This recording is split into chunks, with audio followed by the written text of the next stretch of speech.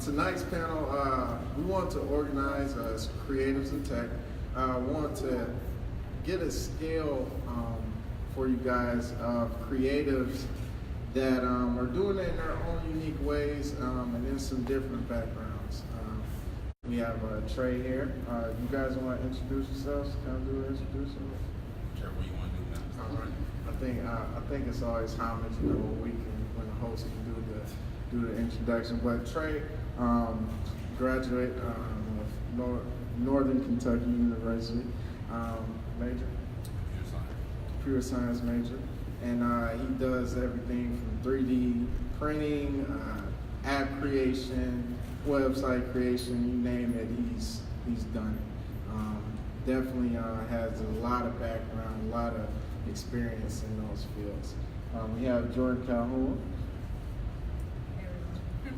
from Tuskegee University, psychology major, currently in grad school at LSU, and she runs Smooch Maquillage, and it is a lipstick and cosmetics brand. She's been running it for 3 years now, almost. January will be 3 years. And does all of the promoting, marketing.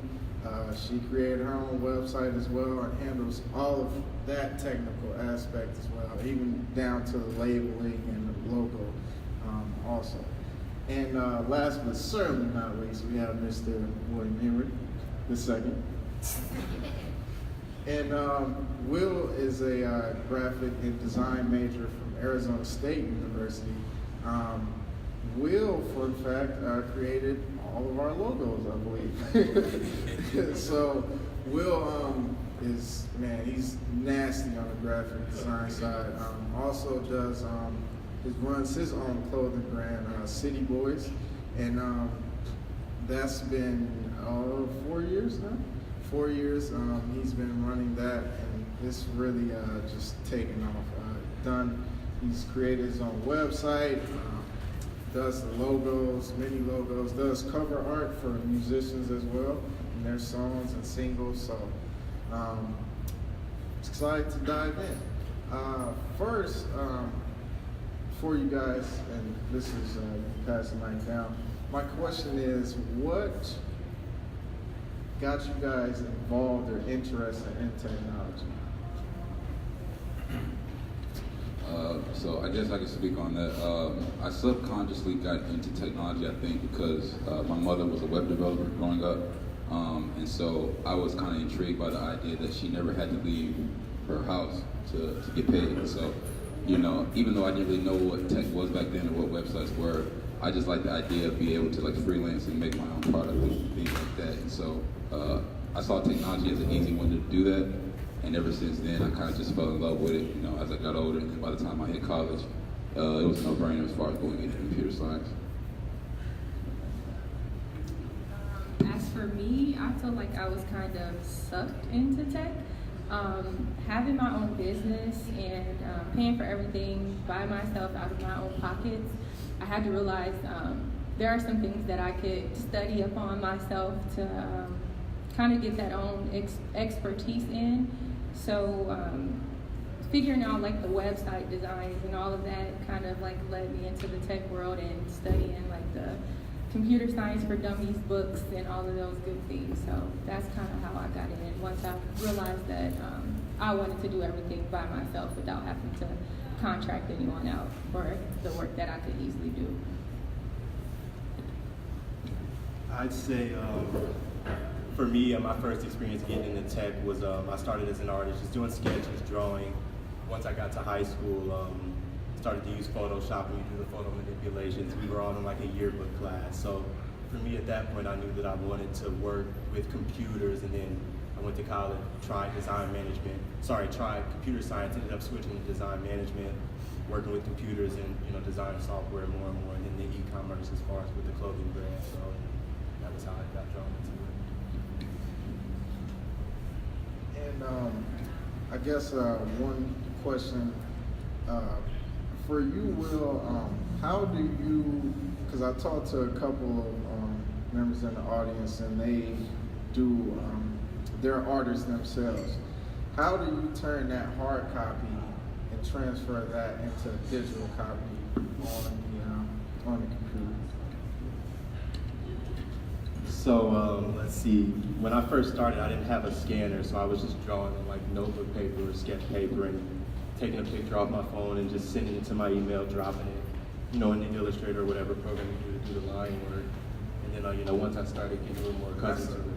Adobe Illustrator? Adobe Illustrator, yeah. But for sure, yeah. And I work in Adobe Photoshop too from time to time if it's a digital painting or anything, but that's how I got into it, and that's how I translate it over to the computer. Usually a scanner, but you can take a picture of it, and you just have to experiment with the lines and start playing with it.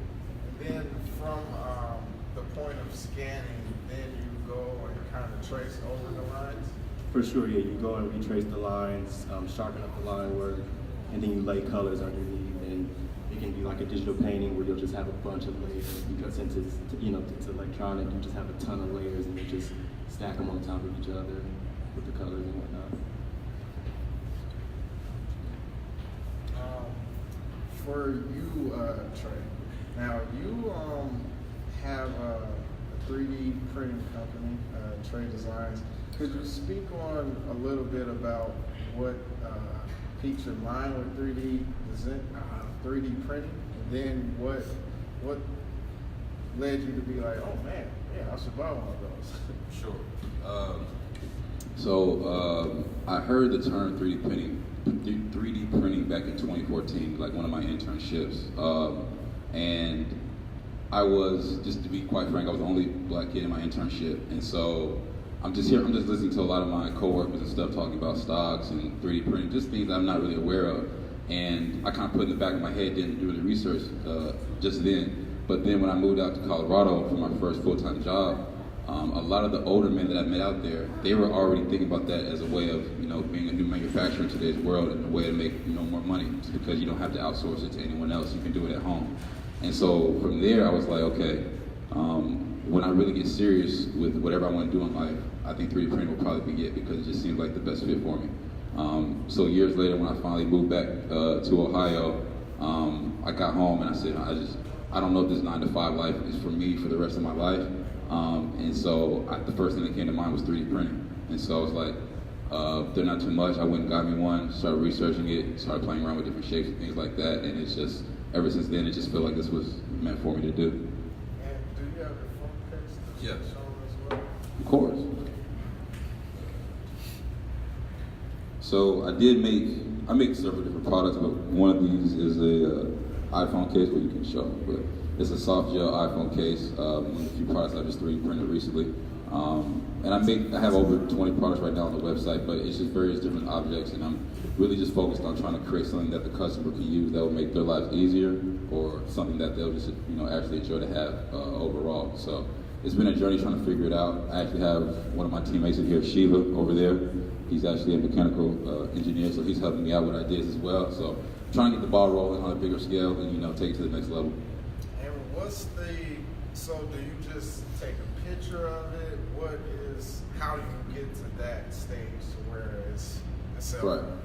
So pretty much the idea is you have to create a 3D model, and they call those .stl files. But it's pretty much a 3D object that you design yourself, and there's several different softwares you can do them in. But once you have that 3D model, you then have to slice it into different layers that allows the printer to print vertically on each layer till it creates the 3D object. It takes anywhere between 4 hours, 10 hours, whatever the size of the project, but that's simply what it is. Just if you can design the model, if you can think in your head pretty much, design the model, then the printer does the rest. So for that phone case, it took about how long? That phone case took about 4 hours, so it's a little time consuming. Nothing's quick about it at all, but it's definitely well worth the wait, and it teaches you a lot about being humble and patient, because same with the process of printing.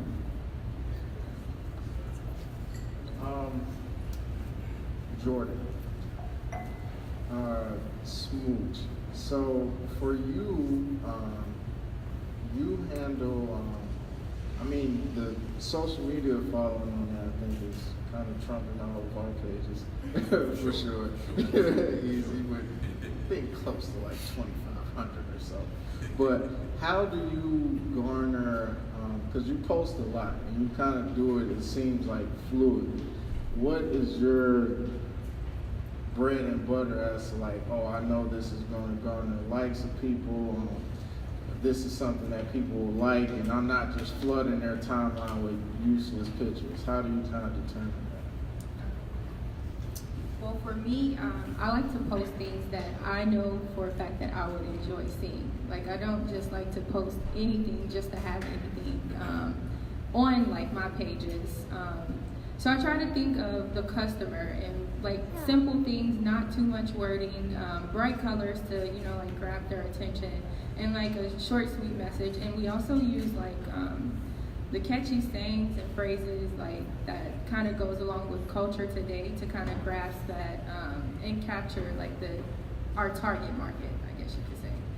So that's pretty much it. And what do you use? Because a lot of times you guys have like cool different promos that I see. Like, what do you use to create those posts? So I'm not that equipped with Adobe or Illustrator or anything like that. The interesting thing about my promotion is being a psychology major, all the way out of the artsy-fartsy phase, I use PowerPoint. It's very time consuming and it requires a lot of patience because you have to be really fine with removing the background and, you know, like doing those good things. But yeah, I've learned that doing PowerPoint, and then I have a few apps on my iPhone. Diptyque is one. Then I use like InstaSize is another one. And even the Instagram, you know, the Insta stories, they allow you to post wordings and then the filters are beautiful. So I use that to pretty much get the marketing going. And all of us graduated 2010 from Trotwood, that's in high school. In this millennial, you know, wave, I feel like we kind of get a bad rap at times for maybe having short attention span, or I don't know, you know, just brain kind of peeing in those offices and those 9 to 5. I know for me it definitely does. How do you guys manage working 9 to 5 if you do, and then, you know, coming home and then that 5 to 10 space or 6 to 10 space? How do you manage your time to make the best use of it? That's a great question. For me personally, as you already know, I actually just lost my job, so that's not even an issue for me at this moment.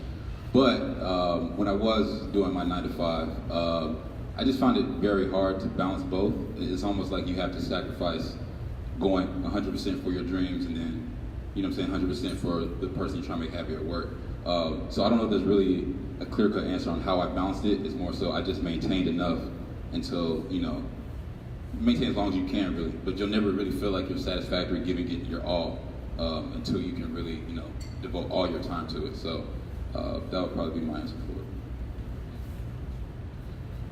For me, since launching Smooch almost 3 years ago, the interesting thing is I went from being a social worker to a law student to now a high school guidance counselor, excuse me, who's still in law school, but this academic year I'm actually getting an MBA. So trying to balance all of that, the studying and working in a high school, especially like mental health, being a counselor is not the easiest thing. So my schedule is pretty consistent.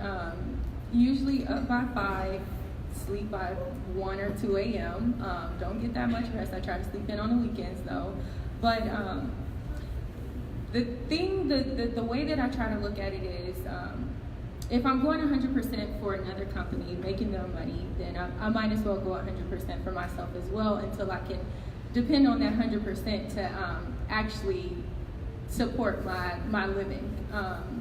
I mean, of course, ideally in the dream world, I would focus only on Smooch and nothing really else. Well, of course, my law degree too, but figuring it out is still kind of like the learning phase, and I know it's like year 3, come on, Jordyn, you gotta get it together.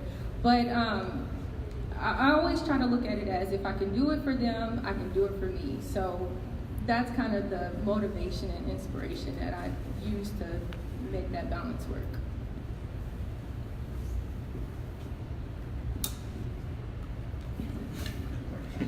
So, as of right now, well, let's give a backstory. So, until I was 3 years old, I never worked a day in my life. I was a sports guy, track athlete, tried to do 1 year post-collegiate. In doing so, when most people are trying to transition to becoming professional in their sport, you really don't have time to, try to be in between. You're all or nothing. Most of the time, trying to string a job together is pretty tough when you're training for 5-6 hours, and then trying to go into work and you're leaving for track meets, whatever. But what I'm getting at is that I had my first job in Georgia and it was part-time. So for me, I needed to understand how I could get the work done even though my time was now being occupied in me. I believe in waking up early, just like Jordyn said. I'm going to try to get up at 4:30 for sure, starting to organize things at 5. So I'm literally, trying to work when everyone else is just getting started. To my understanding, that's the only way you make it work if you're trying to string along the job unless you have other hands on board that can help you. So that's kind of how I learned how to manage that. And as of right now, I'm a full-time artist, so I don't really have a set sleep schedule, but it's just to get it done by any means, perspective right now. Okay, and also the jacket you're wearing, that's a City Boys. Could you show them the back, please? It's pretty cool, guys. Pretty cool. Yeah. One of my personal favorites. And that came out, 4 years ago? Yeah. So, good quality, good branding doesn't fade. So, for that design of that jacket, how does that manifest itself? It manifests itself, let's see, in 2014 when I'm in Arizona and I'm still pursuing track, and I'm just like, I know I'm an artist, I've always drawn growing up, I've always been into the arts, and I'm just like, I'm not feeding my inner artist. So, part of, training in Arizona, maybe missing home, being from here, I think, subconsciously it just kind of happened where, obviously it's themed after the Dayton Dragons, they're green and orange, so it's like paying homage, and I can say that's art, that's being homesick in a form of art or a deliverable item that you can wear, so that's, I don't have any other stories for that, just being homesick.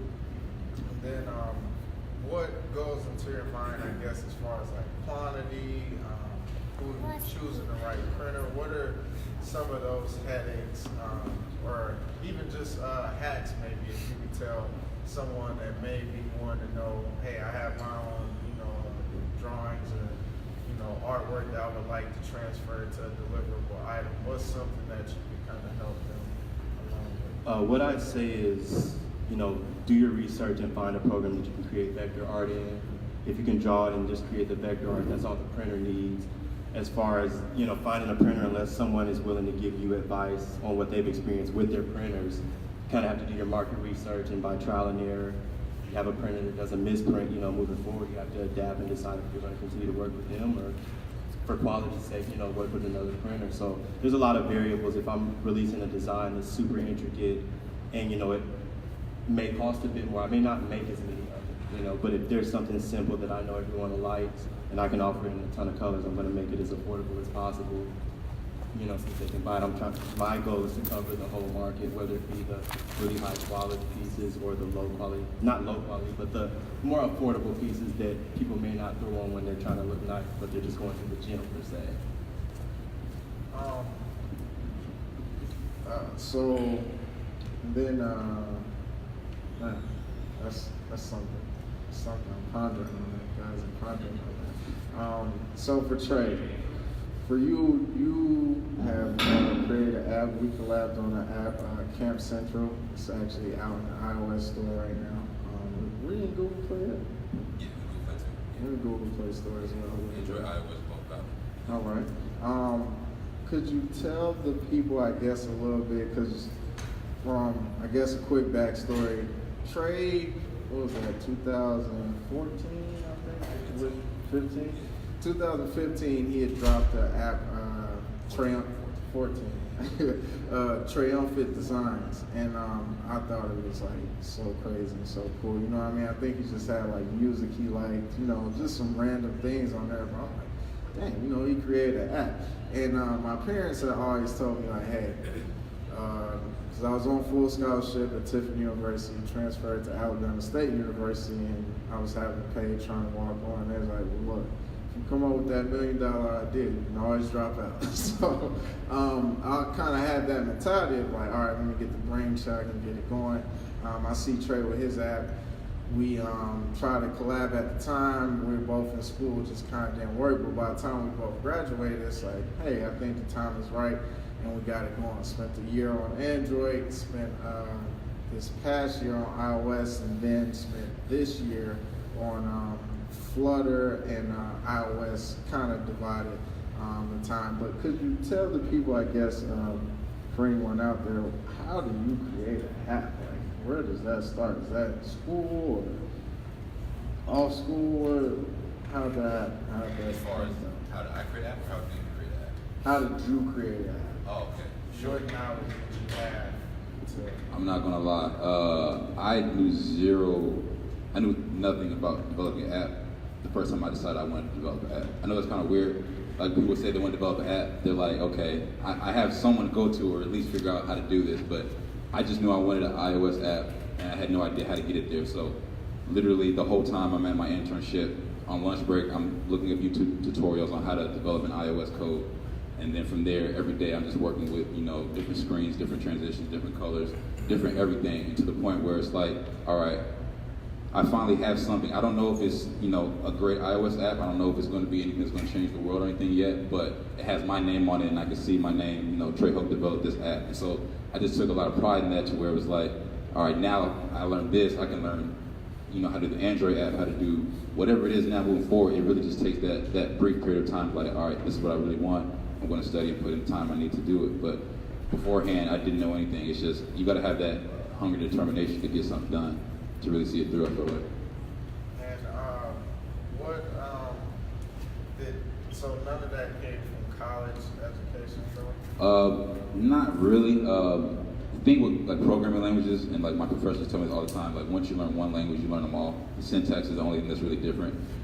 So I guess in a sense, I learned coding in college, but a lot of the stuff just wasn't as hands-on as it could have been. So I don't really accredit my university to too much of my knowledge when it comes to app development. I more so give that to myself, but not being cocky or anything, just being real. But yeah, so most of the knowledge just came from myself. I learned a little bit in college. And syntax is kind of like the logic. Syntax is just like, you know, how senses, kind of like the structure of how it's, you know, how it's produced.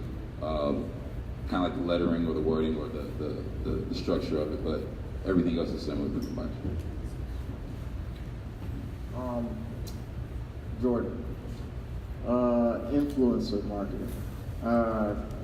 You do a great deal of, I feel like, working with brands, but then also there's a ton of girls who wear the things, you know, wears your lipstick and you're able to post them. I think that always gives the brand a great validation as to, oh, you know, somebody else is rocking it, to actually see someone else other than yourself using the product. Did you pay these people? Did you know, how'd you come across them?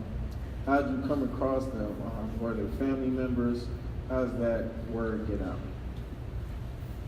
So when we started doing promotional advertising back in October 2015, I used my sisters. I have 6 sisters, and I had to pay them Chick-fil-A. So I guess you could say I did pay them. But no, for the most part, the good thing about having people to support your brand who are like really into it is they'll do it and they'll do it for free. Like I absolutely love, and it's been a joy that when people like purchase something, a product, they'll tag me in a picture, they'll send, you know, like email, or they'll do a review, or, you know, like it's those things. And then we always, of course, for legal purposes, we ask if it's okay if we can post, you know, like their pictures on our social media. So it's just kind of like one of those fortunate things where, you know, it's kind of like, well, if one you know, if one person's posted, then it's kind of like that domino effect where we all want to be posted. So it worked out that way for me. I don't pay them, just kind of give them a shout out, and every now and then I'll throw like a 20-25% discount to that person for continuously sending us content to post. Do you use, kind of switching subjects somewhat, do you use any type of technology to help you balance the invoices, the finances, kind of day-to-day expenses? Yes.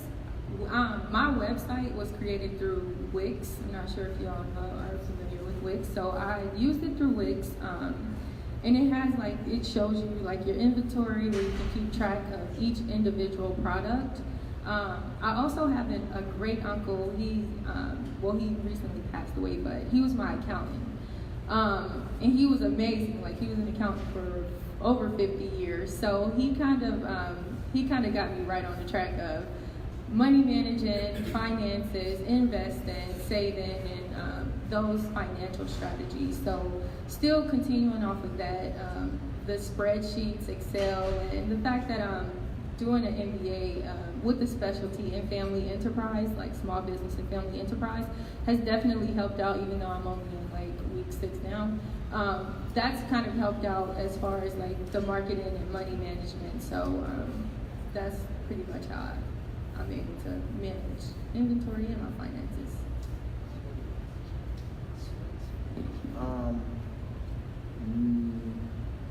How are we doing time, Audrey? You okay? Okay, making good on time. So, Will, Trey, we were both in multimedia design class with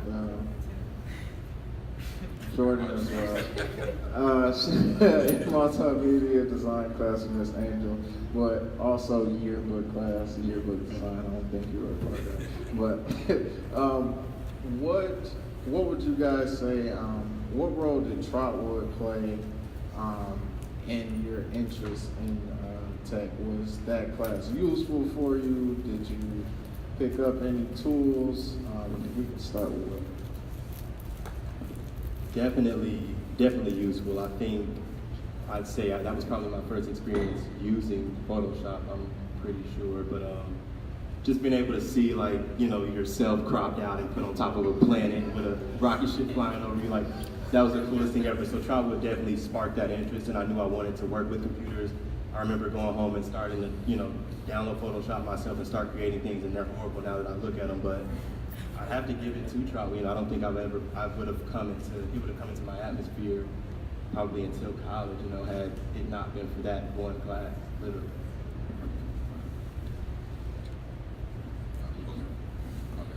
All right, I would definitely say that class helped me out. That, like Will said, that was probably like my first time using Photoshop as well. And I still remember like the very first Photoshop pic I made. I literally cropped myself out, put myself on top of the earth, and then put like some rap lyrics next to me. I was like, that was so cool. I just felt like that was amazing right there. And I showed Miss Angel like all the time. Like, I was amazed. So from there, I was like, it was just really cool how you can manipulate reality so much with Photoshop, and that's literally what a kid's imagination is, just manipulating reality.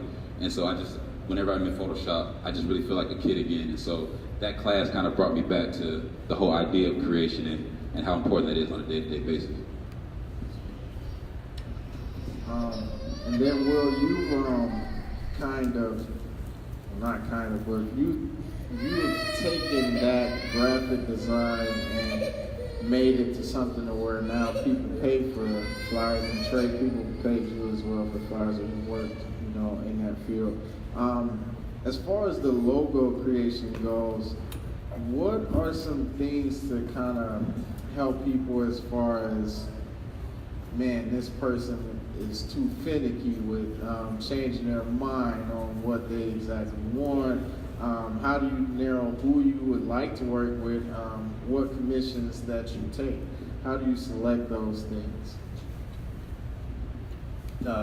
One, being aware of what kind of work you want to take in. I know I was at a point where, you know, if you do design or graphics, you can pull work from all different types of areas, whether it be package design, logo design, branding, or you're just doing something for a header, or you're jumping over somewhere to music, or doing a text intro.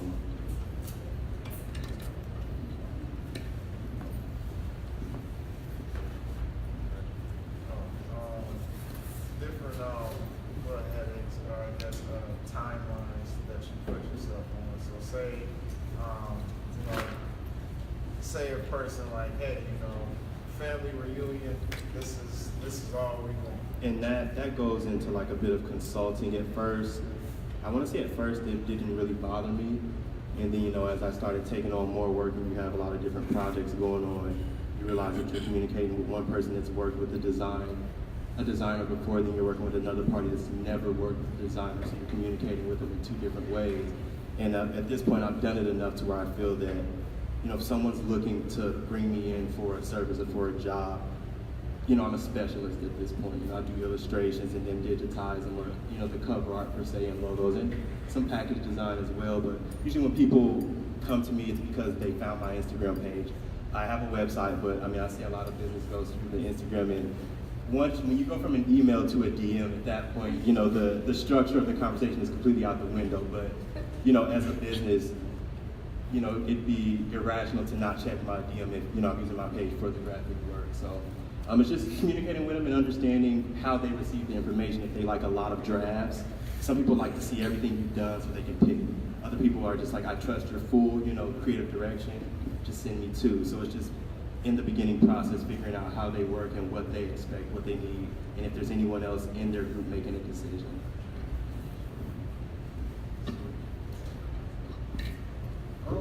Now, I would like to open the floor up for anyone that may have questions for any of us on the panel.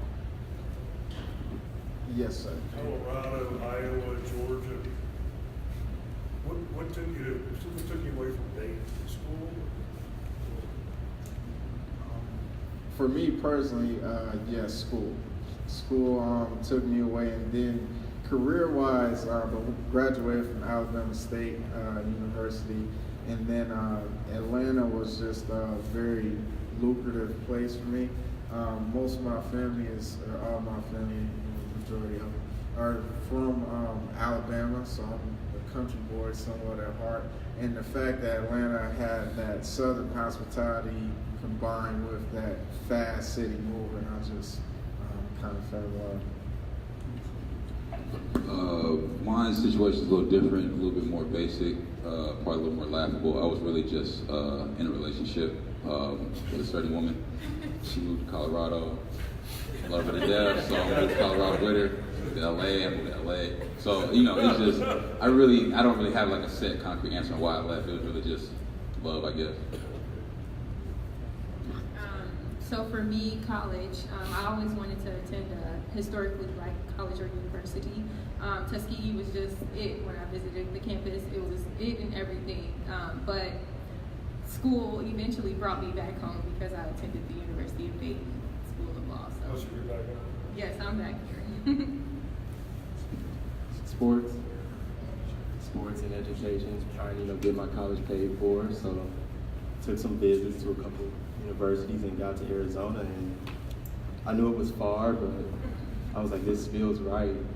And I got out there like the first couple weeks, and I didn't leave my dorm unless I was with the other track guys. It was just such a culture shock for me, but I don't regret making that decision because it helped mature me and gain a better understanding of people in general. Just experiencing the world, it does something for you creatively. So track, running my way to Arizona. I have a question. What do you guys do for your mental health? Starting a business is very difficult, and when you start to take off, people start acting different, and it's difficult because you've invested in those relationships, but you know where you're trying to go. So how do you deal with those people who start to fall out of your life and stay sane?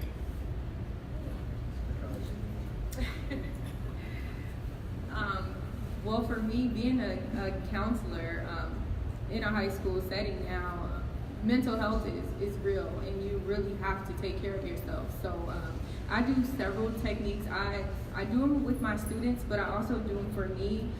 Mindful moments. I go get massages often now. That's just kind of become a part of my routine.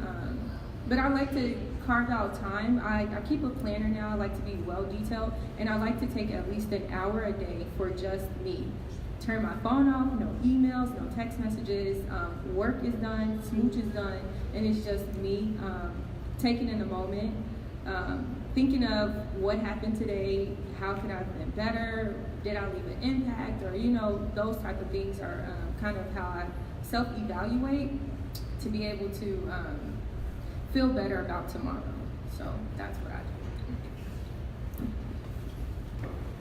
As far as to get to your question, as far as like managing with people that are you're trying to help in your business, I think if you're speaking of like friends, you have to at some point draw a line and make it business, and you have to hold them to that standard that you want your business to go up to, and it can be uncomfortable, but it has to happen, and I'll say I learned it, I look at it as a blessing where I learned about my whole mental and everything is from sports, and I know that you can't have a good relay team if there's one. You're not going to win a championship if there's one person that doesn't believe it. I don't believe that. I've been on teams, and the only way I know how to win is if everyone is fully invested and on the same page. So I think that the conversation is to be had and let them know what to expect. But if they don't deliver that, you have to also be able to have the conversation and say, moving forward, maybe we draw the line here, or we adjust and see how you all can help with the business. In regards to the mental health, I personally, like George said, she said take an hour a day. I try to meditate at least once a day, at least 10 minutes a day, really. And I think that's the biggest thing that's helped me with mental health is just realizing like whatever I'm going through is literally just a mind thing. If I'm feeling down, I'm thinking I'm down. If I feel like I can't do it, it's because I say I can't do it. Like there's no other external force that's causing me to have these feelings except myself. So once I realize that, I don't really have as many mental health problems or anything like that. I'm more so just kind of going through life a little bit more stable. And the second part, as far as dealing with people, I guess friendships and business, like Will said, it just has to come to a point where it's like, I have this vision and I want to see it come true. I love you to death, you're my brother, but at the end of the day, this vision, it overweighs that because this is something that I have to see done before I die. This is my plan, this is my goal, my dream. And so if they really are your friend, they'll understand that. Only someone that's not with you will try to step in between that and then cause some type of divide. So I've never really had that issue because like if someone's not really stepping up, I let them know, hey, I'm trying to go this way. We can still be friends, but we gotta eventually split. But that's how you should go about it. And I wanted to add to that too. The thing about like the family and friends, you got to set the tone early. Because if you don't, it's really hard to retract and try to get people to buy into your dream. For me, I started off and I still do it to this day. If I'm wearing a product of mine, I'm paying myself from my personal funds to my business funds. My own mother, she has no problem with paying full price for anything that it is that she wants. My sisters are the same way. Of course, when you have 6 sisters, everybody is stealing, well not stealing, but they're borrowing permanently things that do not belong to them without permission. But even then, we still work out that deal where it's kind of like, come on now, you used it about 6 times, now you don't have to pay up. But we kind of got that figured out. And my circle of friends, I have lip balms for men, which they all have bought and, marketed, promoted, and did those wonderful things for me. It's just kind of like one of those things where this is my friend, this is their business, this is how they make a living, I'm going to support. If everyone wants a discount, you end up discounting your own personal pocket. So you gotta look at it that way. We got questions going. Answer your question real quick. Voice memos for me. I keep it short and sweet. Got to vent to myself after work, and I don't always listen back to them, but in the random time that I might, it's kind of cool to hear growth at times and remind yourself like, oh dang, I was going through some stuff. You know what I mean? Right then, and taking in that day and like, all right, things ain't as bad. The world didn't flip over, so I'm okay. I believe Aaron, you had your hand up first, and then Kiana. Sorry if I'm not saying anything, but would you guys ever consider doing a big tent like this, maybe a university setting for students if they want to come and listen to people that they kind of aspire to be? I'm done with that 100%. I'm not sure how to set that up or get that going. Oh, but it's okay, I got some cars. I gotta leave soon, but I wanted to ask that question. Thank you guys for having this. Thank you. Thank you. Gotta pick a week. Thank you. Hi, everyone. I'm Kiana or Keegan. And I want to ask the panel, how do you continue to encourage and empower yourself to continue to step outside of the box, to continue your advancement personally and professionally, even if your friends aren't doing it? Because I think that as a minority, a lot of times it's very difficult for us to go to places like this or to go to things that are going to advance us when we are the only person in our circle. Because we, in this culture right now, we're in a very followership and we need to be comfortable, right? So how do you encourage yourself to just keep going? I think mine is a little bit of dual of having friends like this and, seeing what they're doing and them pushing kind of the bar and pushing me forward. And then also when I'm in spaces, I get encouraged when I'm the only one that's, there, because I see the opposite, normal eyes. So I see like, oh, okay, that means like I'm here. Fit to like a, yeah, like, you know what I'm saying? It's unique, yeah, I like that, unique, yeah. I just never really fit to like a societal norm in any way, shape, or form ever since school. So like by the time like I got into this, like, I guess grown life and everything, it wasn't hard for me to keep going in my own lane because I've always kind of been in it. And then when people would say something about me being weird or whatever, it's like, but I've been getting these type of, comments since preschool, you know what I mean? So I've just kind of embraced the idea of being your own individual, and that's kind of kept motivated. And then alongside, being around people, I strongly believe, you'll be successful as the people that you talk to the most. So by talking to them whenever, it just kind of keeps motivated, like, all right, they're doing the same thing, keep going, whether you want to stop or not, the people around you are still motivated, so why would you stop? So those two things I think keep you motivated, pushing. For me, when it comes to like the following and people not really buying into your dream, early on I had to realize that I didn't start my business for my family to support it. I started my business for the world to support it. So even when my inner circle is not buying into it, I know that there are a bunch of strangers all throughout the world who will buy into my dream and what it is that I want to do.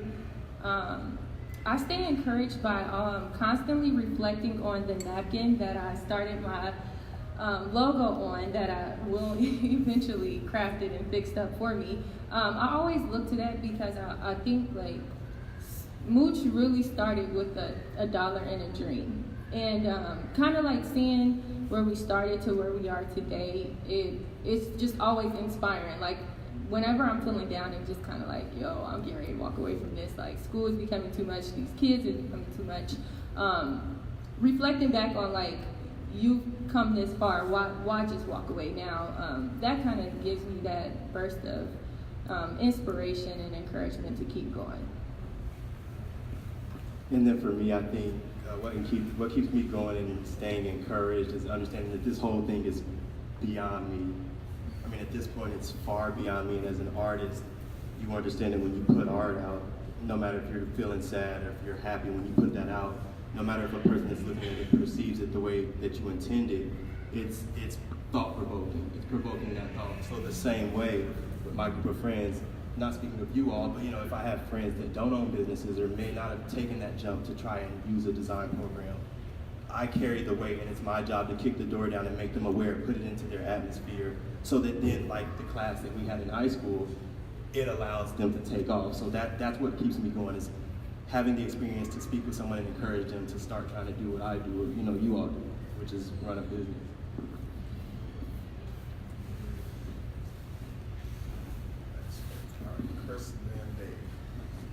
I just got a question, like with you, everybody's like in the YouTube age, like I can do exactly what you can do. How do you set yourself above your competition?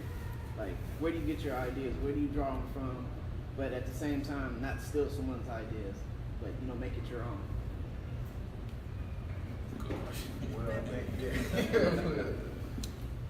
You have to look at what makes you happy. So for me, after I stopped running, after I stopped running, competing per se. I was in the stage where it's like, okay, I know I want to do art. Now I need to figure out as a young adult, what am I going to do? I had to realize that for me, and to get back to the question, of how we relax or, our therapy, running is that for me. Running is that for me. So whether it be BMX, I'm into bicycles. I'm making sure that I'm still, looking at these things that I love, anime, cartoons, whatever.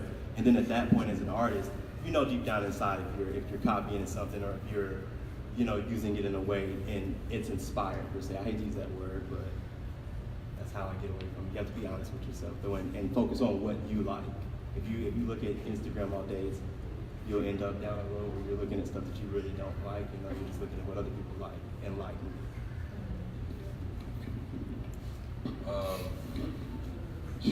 How do I stay, creating my own ideas and staying original? That's a very good question. I think for me personally, whenever I am working on something, I always try to have the end result in mind as far as if I'm working on, let's say a keychain for somebody, when I give this to them, what's their reaction? How do they feel? What are they going to think once I give it to them? How will they react? And I think by having that mindset of what the end goal is, that keeps me motivated, and keeps me happy to where I'm always going to look for what's different or outside the box.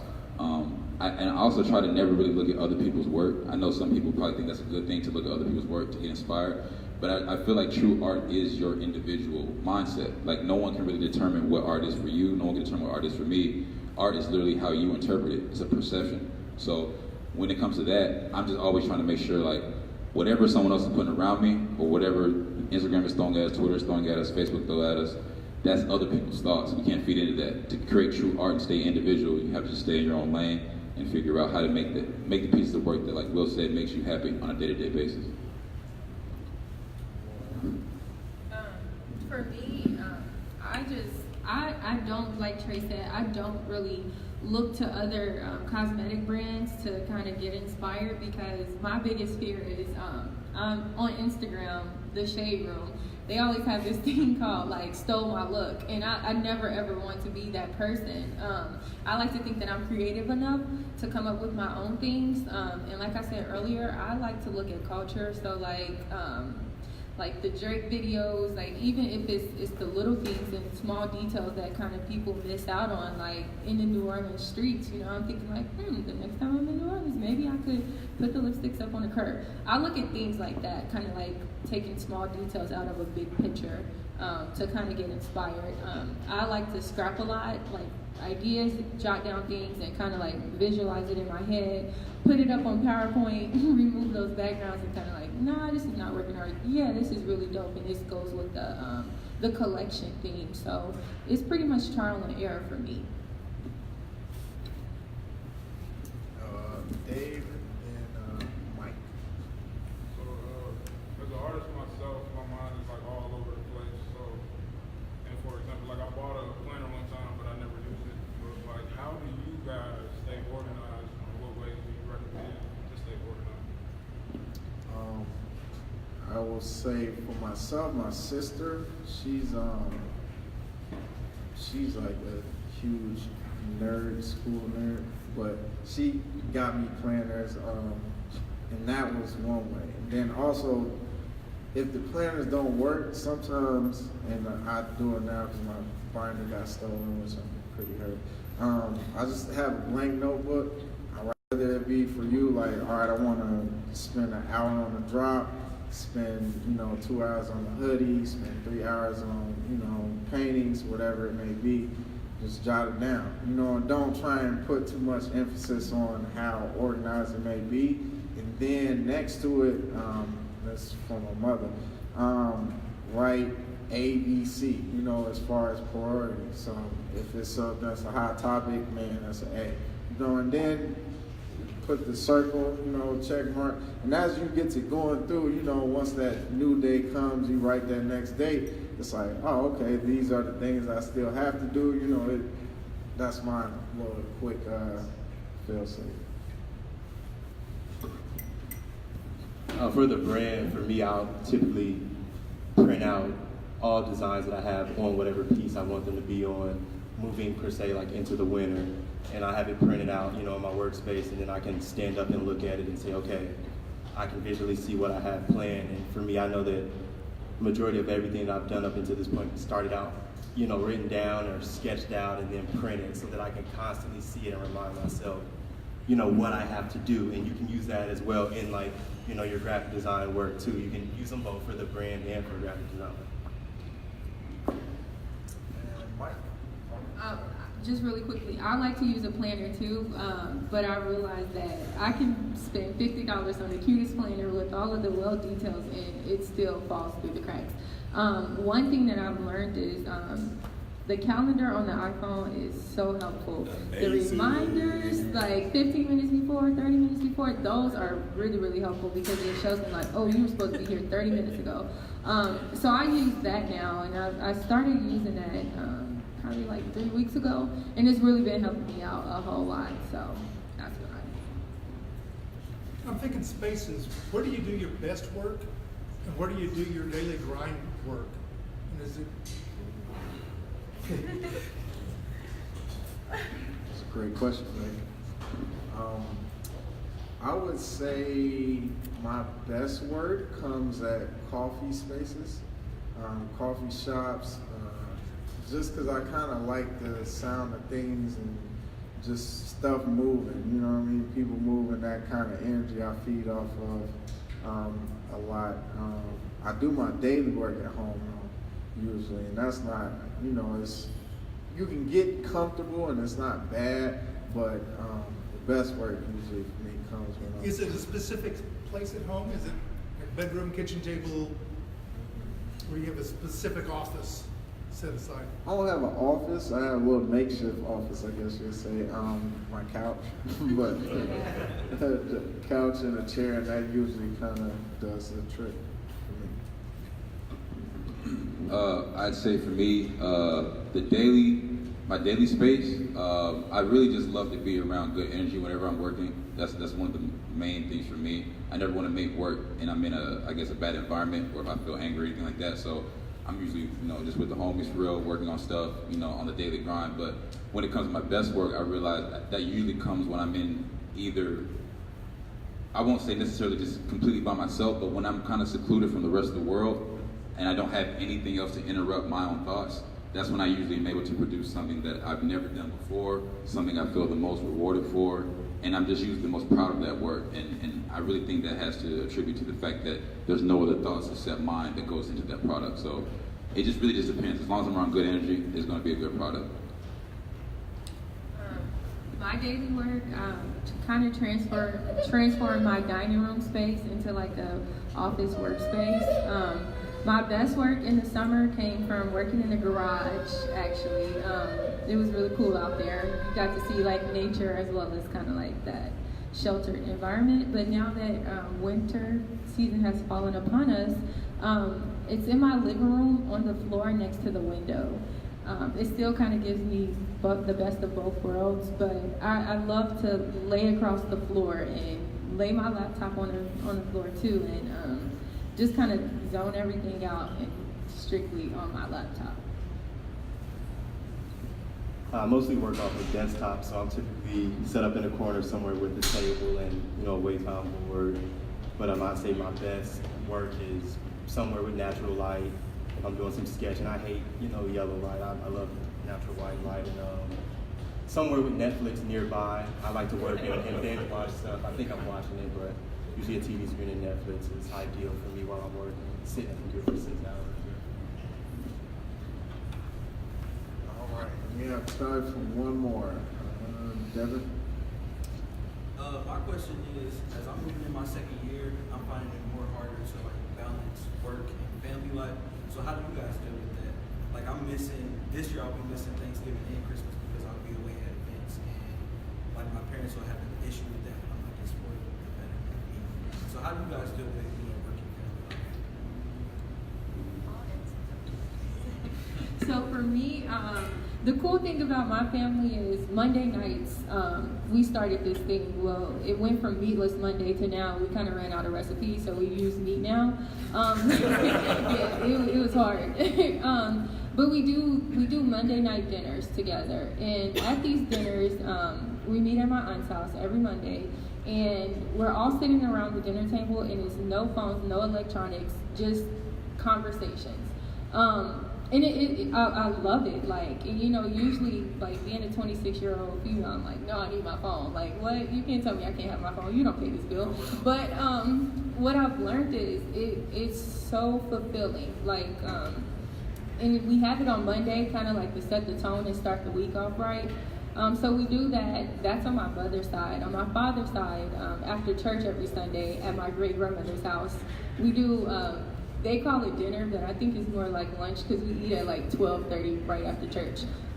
So on Sundays we go over there, and I'm learning that definitely helps out because prior to us doing this within the last year, before then, it was hard. I was missing a lot of things that I was just kind of like, oh no, you know, like, and then it would be poor planning on my part.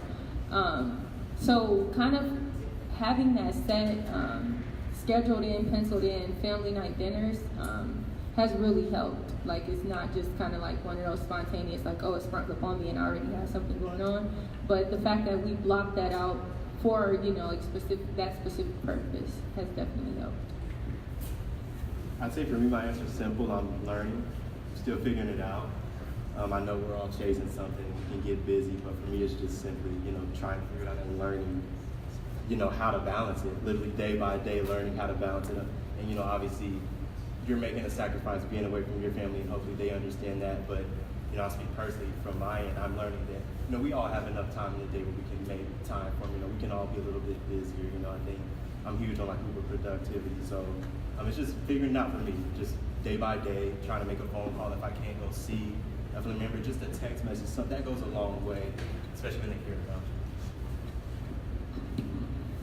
I think for me, when it comes to balance thing, it's very important. And I kind of realized, like, the only time I'm really able to, I guess, have that balance is when, like, I'm working on something for Trey Designs, and then my sister can help me with the design, or my mother can deliver something for me. I really try to have my family in on my team. That way, whenever I'm working, it's like I'm working, but the family's still by my side, and they really enjoy themselves too. And so I know that's different for everybody, but a lot of phone calls, or a good amount of phone calls, as much as I can try. And then, thankfully, they're pretty understanding. My big brother, Jarrell, is right here. And he knows sometimes I call. It's really learning that, like, okay, I can call and I'm a little off, so I may just be quiet on the phone, you know what I mean? Like, or whatever the case may be.